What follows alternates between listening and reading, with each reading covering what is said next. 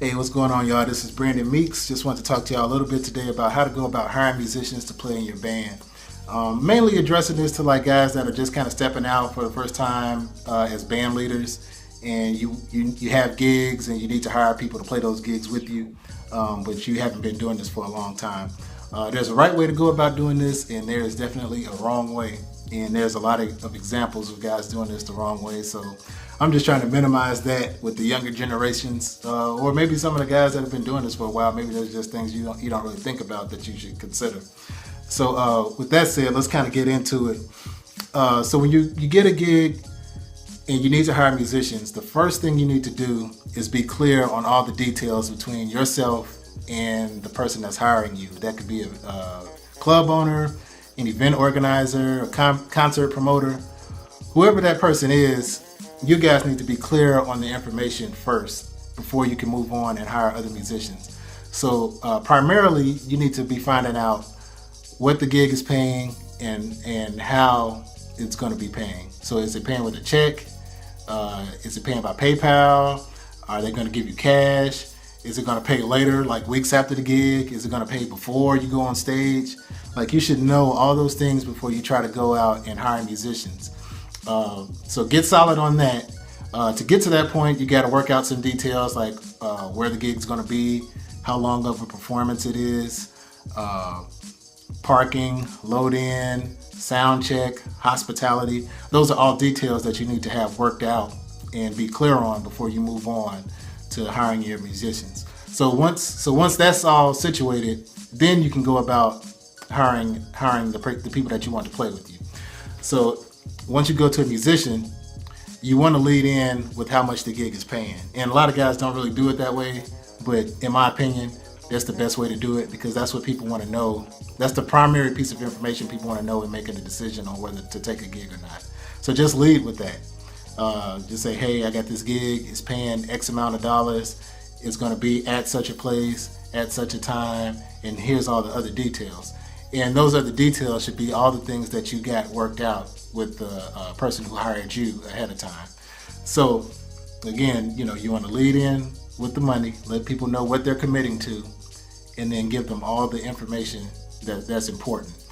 The thing you don't want to do is leave it up to the musician to be asking you a lot of just basic questions like, what's this paying? Is it cash? Are they giving us a check? What time should I be there? What should I wear? Do they have a sound check? Is there parking? All those types of questions are things that the musician shouldn't be asking you as much as you can avoid it.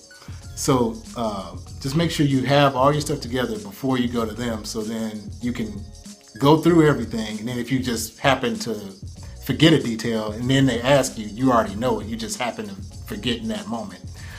So once you're clear on that, here's the other thing on that too. Make sure you let your expectations be known before the musician commits to playing on your gig.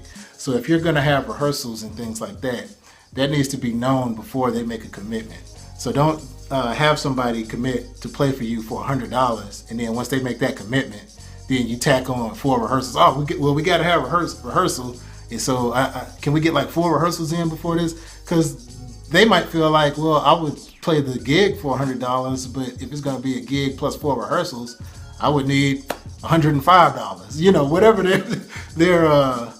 their feelings are on that, but they need to be clear on what they're committing to before they make a commitment. So make sure you let your expectations be known before you let them just commit to whatever it is that you're trying to get them to do.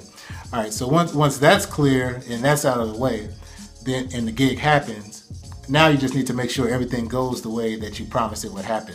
So if your agreement with the promoter is that there's going to be a check ready before you guys go on stage, then you need to make sure that there's a check ready before you guys go on stage.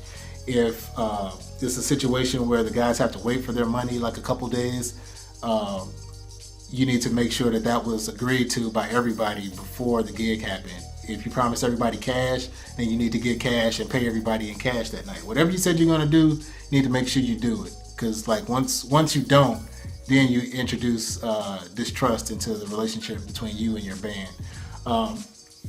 So with that, just to tag something onto that, be prepared to take responsibility when things don't go right. Because if you do this long enough, there's going to be a situation where things don't happen as planned. So like say there's a situation where you were promised, you got 4 guys and you were promised $400, and then something happens that night of the show where you only get $300. That doesn't mean that you pay everybody $75. That means you pay everybody what you promised them, $100, and you walk away with nothing. Because as band leader, it's your responsibility to make sure things go as planned between you and the promoter or whoever hired you.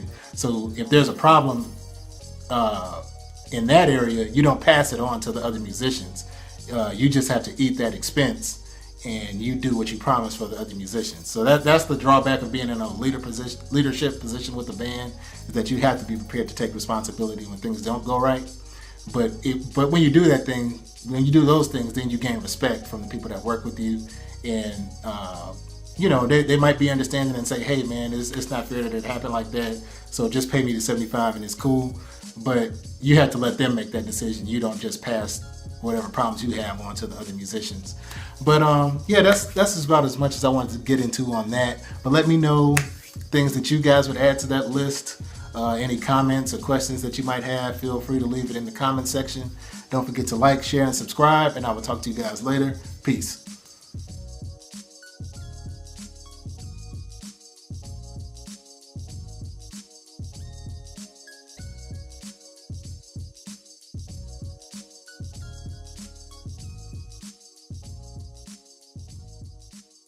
Hey, what's up, y'all? Thanks for watching. Don't forget to like, share, and subscribe. Also, please check me out over on Patreon. For just as little as $1 a month, you can help me reach new people, tour new cities, and broaden my audience. Plus, you'll get access to all my hidden music. So hit me up over there, and I'll holler at y'all later. Thanks.